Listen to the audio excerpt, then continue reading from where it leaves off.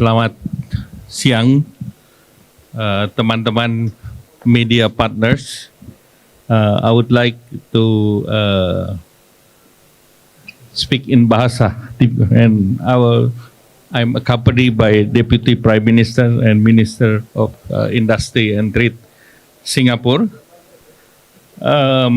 Dear Minister Gan, we just conclude our meeting of 6 bilateral economics groups, and I'm pleased that our bilateral economic cooperation is strong and, more important, heading to the right direction. Meeting kali ini di beberapa area kerjasama seperti Special Economic Zone di Batam, Bintan, Karimun, kemudian investasi di Kendal Industrial Park, dan beberapa aktivitas tambahan seperti kerjasama antara Panbil dengan Galang dan juga dengan Sembawang Corporation Sektor. Dan 6 area selain BBK adalah terkait dengan investasi, manpower atau tenaga kerja, transportasi, agribisnis, dan tourism. Beberapa hal yang saya catat, kerjasama bersama di BBK di tahun 2025 investasinya sebesar 5,7 miliar US dollar, dan ini naik dibandingkan tahun sebelumnya. Dan perkembangan dari Batam Free Trade Zone itu bertambah dari 8 menjadi 22 pulau. Dan juga Nongsa Digital Park juga akan terus dikembangkan untuk ekspansi. Demikian pula di investasi, Kendal Industrial Park akan diekspan additional 1.000 hektar dan juga akan dengan status Special Economic Zone. Di area Green Energy, kerjasama dari realisasi daripada salah satu program yang besar, yaitu 200 megawatt project di Sulawesi Tengah. Dan demikian pula juga dengan pengembangan green energy dari Batam, Bintan, Karimun. Dan dalam kerjasama di bidang tenaga kerja, pendalaman dari TechX program, yaitu Youth Mobility Program, yaitu Indonesia dan Singapura yang saling bertukar young people ataupun generasi muda untuk belajar digital talent, baik di Singapura dan di Jakarta, untuk mengimplementasikan daripada digital ekonomi yang direncanakan tahun ini diselesaikan digital economic framework dalam ASEAN Summit, dan tahun depan dalam kepemimpinan Singapura kami berharap bahwa digital economy framework yang diusung diawali dalam ASEAN meeting di Jakarta diharapkan nanti di Bali pada saat itu, dan diharapkan ini bisa terus dilanjutkan. Di sektor transportasi, kerjasama Singapura, terutama Singapura telah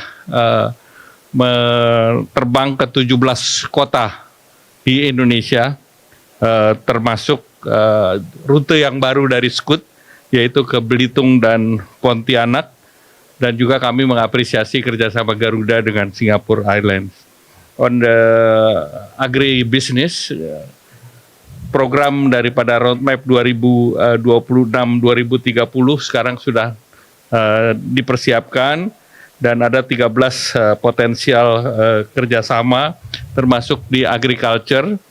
Saat ini ada 13 anak muda Indonesia yang belajar di Singapura, terutama untuk agriculture yang menggunakan Internet of Things sama menggunakan drone, dan diharapkan ini akan menciptakan the new generation of innovator.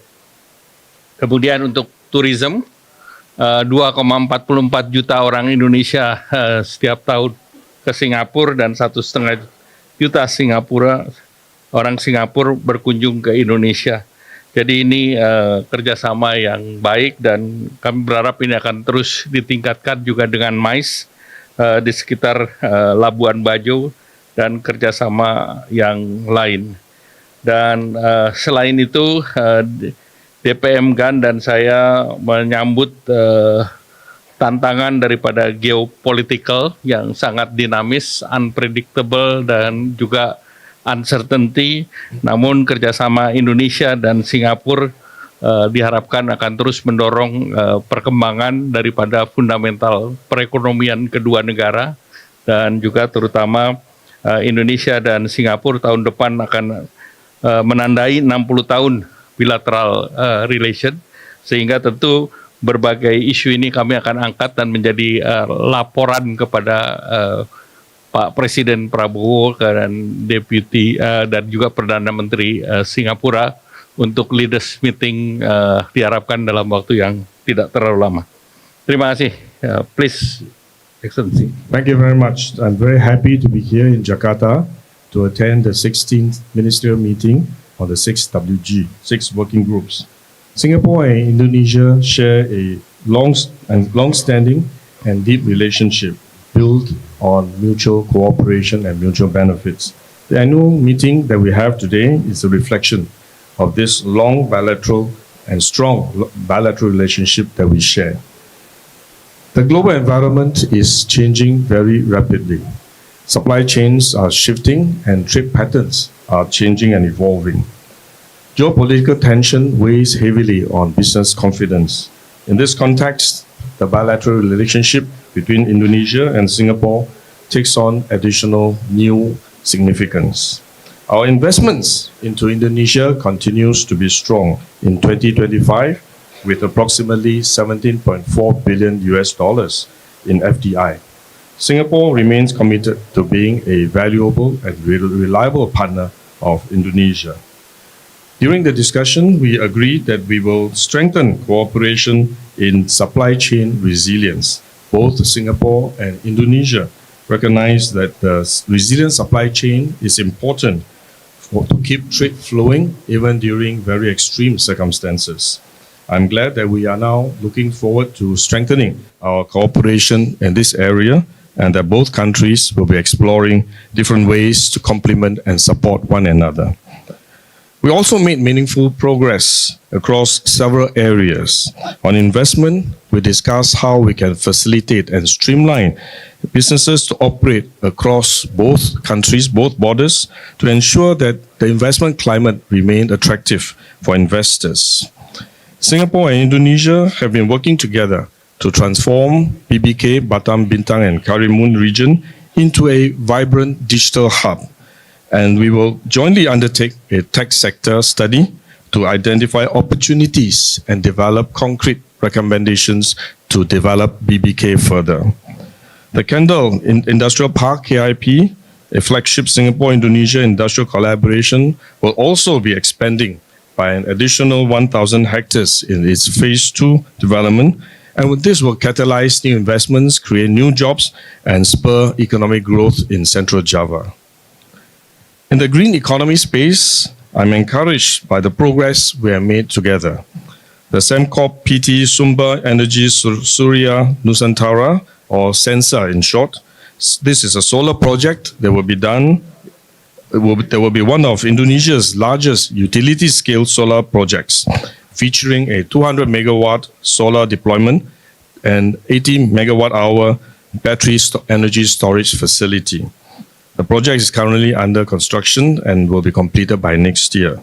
Singapore and Indonesia are also co-developing Indonesia's first biogas to biomethanol plant in North Sumatra through the CRECTEC and the Pertamina Biofuel Project.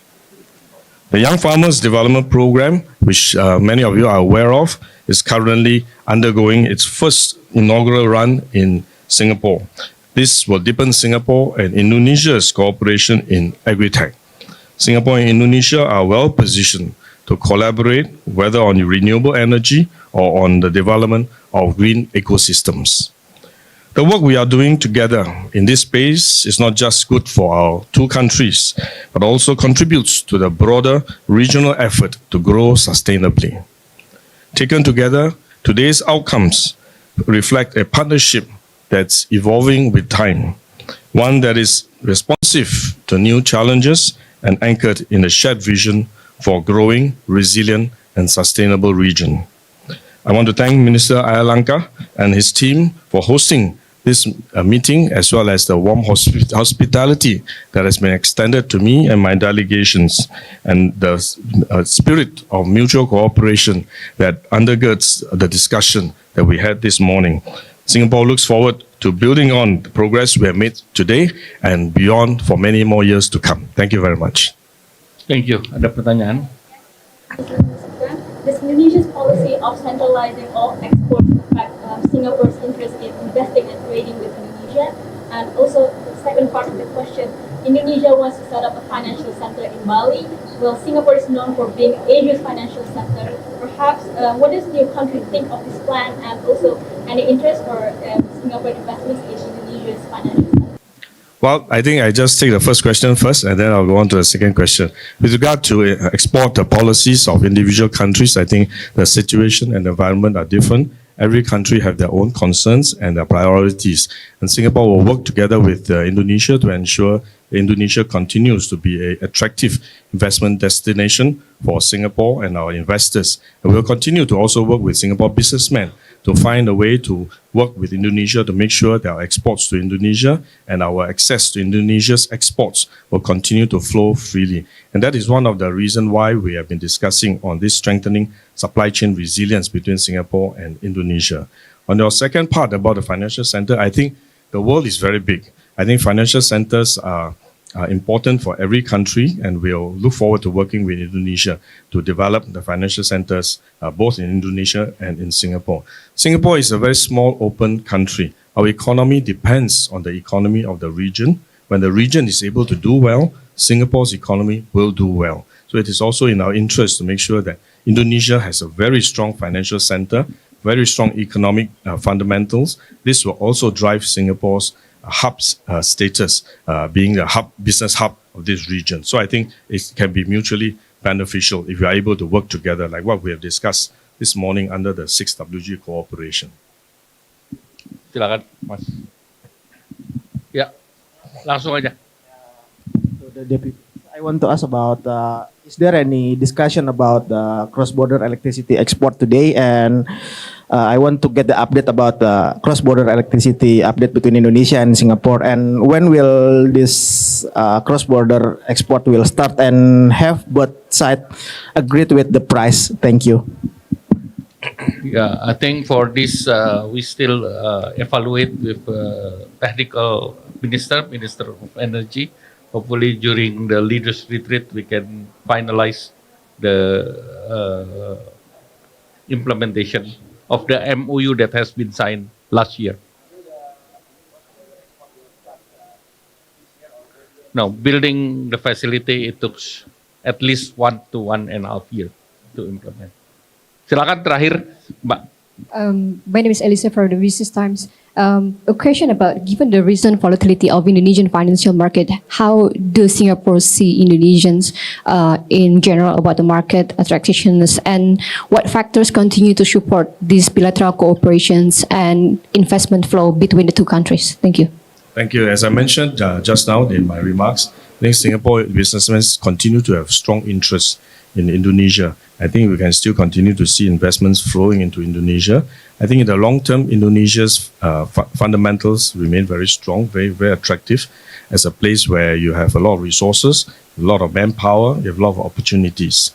But of course, from time to time, Indonesia and many other countries will face headwinds as economic situation changes. So I think if you are able to steer these challenges together, find ways to work together and collaborate together, I think the future continue to be very promising. Particularly if you look at ASEAN as a whole region, ASEAN will continue to be a center of growth for many more years to come. And I think Singapore and Indonesia have been working very closely together to push ahead with the ASEAN agenda. I think you may be aware that we have just completed negotiation on the DIFA, Digital Economy Framework Agreement. This is another area where it has a lot of promises, particularly with the recent boom in the AI and digital economy. I think this is one area that I think Singapore and Indonesia will be working together to see what is the next step. Once the agreement is being signed, hopefully by end of this year, there's a plan. And then if we are able to sign it this year, then next year it will come into force. Beyond that, then Indonesia and Singapore will work together with other ASEAN member states to see what are the opportunities in the digital economy that we can push ahead under this framework agreement. At the same time, we are also discussing whether we can explore similar agreement on the green economy side. Green economy is another area of tremendous growth and opportunity. I think just now there was a question on the green electrons. I think that's one area. There's also other green solutions that we are looking forward to, whether it's a green financing, whether it's carbon credit trading. There are many opportunities for growth. And this is an area that where Indonesia and Singapore can work together for mutual benefit as well as the benefit of whole of ASEAN. Ya, terima kasih. Dengan adanya kerjasama ini, pembicaraan ini, kira-kira akan ada penambahan investasi berapa dari Singapura ke Indonesia dan peluang pembukaan? Ya, tentu Singapura selalu menjadi negara investasi pertama di Indonesia dan tahun kemarin sekitar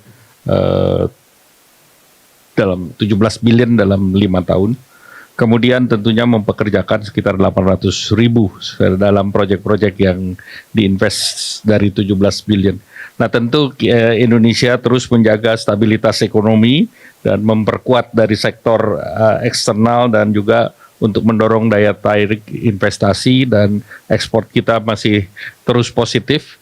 Dan bilateral Indonesia dan Singapura dalam 6 working group selalu menyelesaikan persoalan-persoalan yang harus kita selesaikan terkait dengan memberikan daya saing investasi yang baik dan tentu kerjasama yang sudah berlangsung secara baik antar dua negara ini menjadi salah satu fondasi juga yang membuat ASEAN selalu menjadi investasi yang menarik dalam ketidakpastian global, termasuk prediksi dari berbagai lembaga pertumbuhan di ASEAN sekitar 4% dan Indonesia menjadi salah satu juga yang mampu mencapai mempertahankan 5,61 di Q1, terus kita terus menjaga agar fundamental kedua negara kerjasama akan terus meningkat dan kehadiran DPM GAN ini juga menunjukkan komitmen bersama antara Indonesia dan Singapura.